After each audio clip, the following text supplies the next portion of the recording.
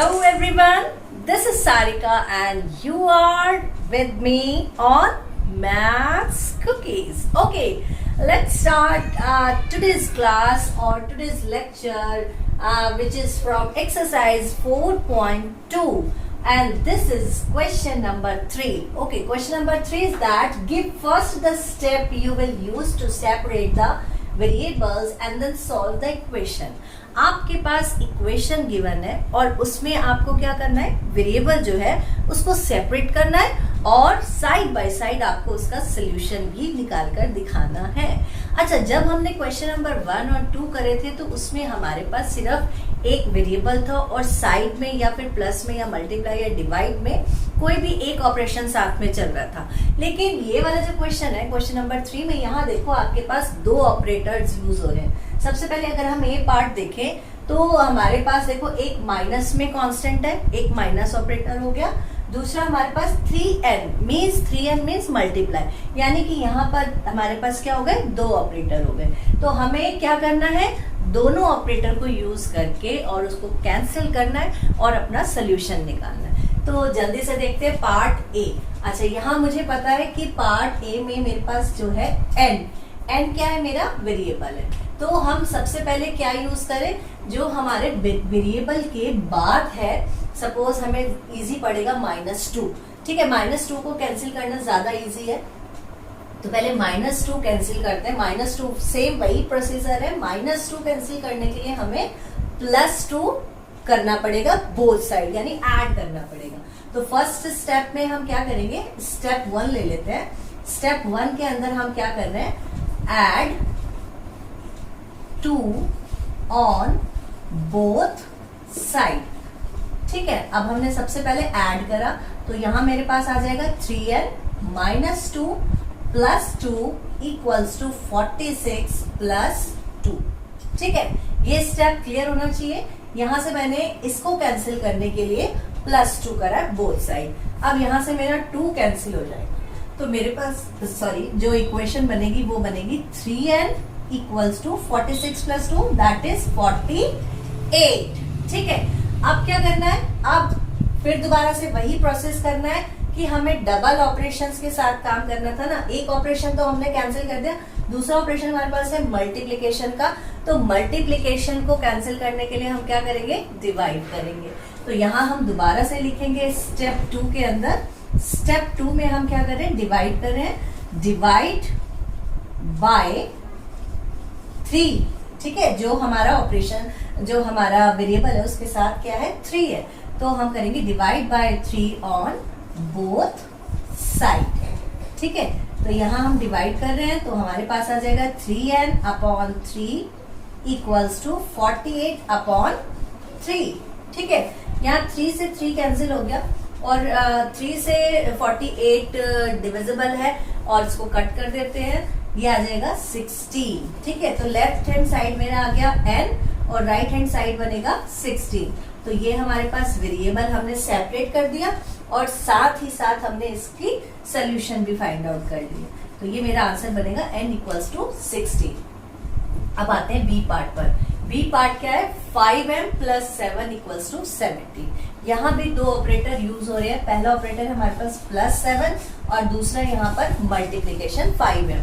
तो सबसे पहले +7 को कैंसिल करते हैं और +7 को कैंसिल करने के लिए हमें क्या यूज करना है, subtract by 7 on both side. ठीक है, तो यहाँ करते हैं सब्ट्रैक्ट। स्टेप 1 में हम लेते हैं, दिस इज स्टेप 1 की subtract by 7 on both side. ठीक है, ये हमारा आ गया। तो यहाँ से आ जाएगा 5m + 7 - 7 = 70 - 7। ठीक, यहाँ से 7 और 7 कैंसिल हो गए तो मेरे पास लेफ्ट हैंड साइड पे अभी आएगा 5m = 17 - 7 दैट इज 10। ये मेरी इक्वेशन आई सब्ट्रैक्ट करने के बाद। अब हमें देखना है ये क्या है, 5m, यानी m के साथ जो भी है उसको कैंसिल करना है और जो है हमारे पास वो मल्टीप्लिकेशन में है, तो हम क्या करेंगे, डिवाइड। ठीक है, तो स्टेप 2 के अंदर हम क्या कर रहे हैं, डिवाइड कर रहे हैं। तो हम लिखेंगे divide by 5 on both side. ठीक है, तो यहां मेरे पास आ जाएगा 5m upon 5 equals to 10 upon 5। ये 5 से 5 कैंसिल हो गया और 5 से 10 भी कैंसिल हो जाएगा 2 टाइम्स में। तो यहाँ मेरे पास लेफ्ट हैंड साइड बची m इक्वल टू और RHS में बचा 2। तो m equals to 2 is the solution of this equation. ठीक है, अब आते हैं C पार्ट पर।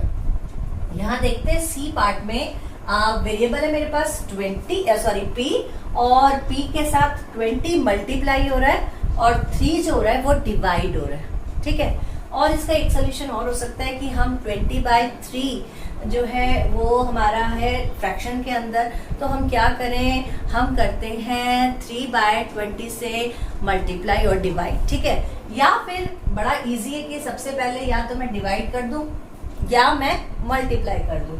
तो स्टेप 1 में हम ले रहे हैं।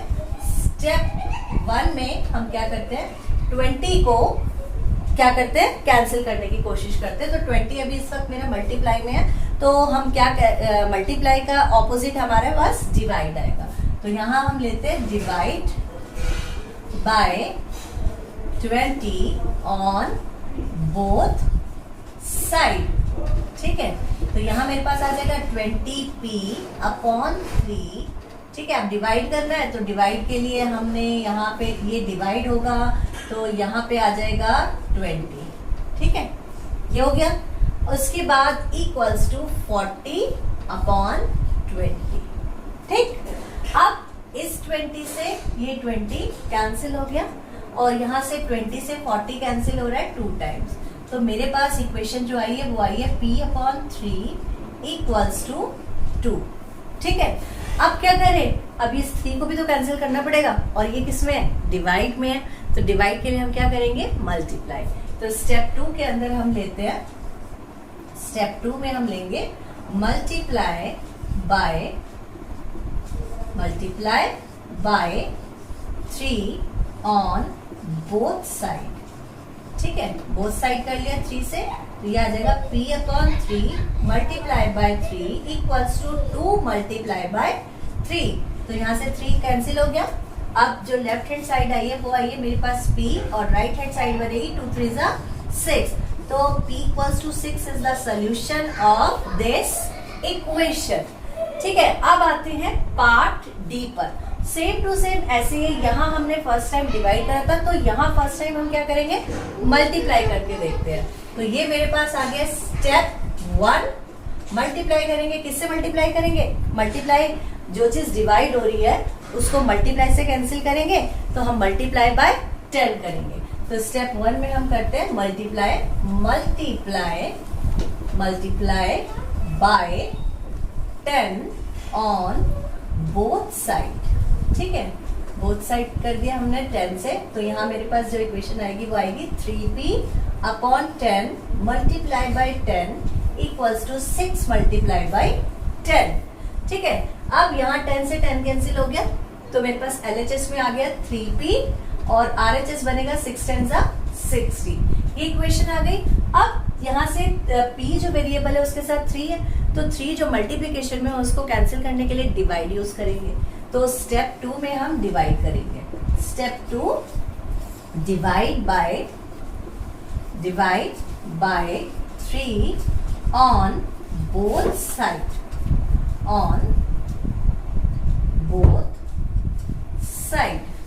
तो ये मेरे पास बन जाएगा 3p upon 3 equals to 60 upon 3। 3 से 3 कैंसिल हो जाएंगे, तो यहाँ मेरे पास लेफ्ट हैंड साइड बचेगा p इक्वल्स टू 3 से 60 कैंसिल हो गया 20 टाइम्स, दैट इज 20। तो LHS में आपके पास p आ गया वेरिएबल और RHS में आपके पास 20 आ गया। तो ये आ गया आपका p equals to 20 is the solution of this equation.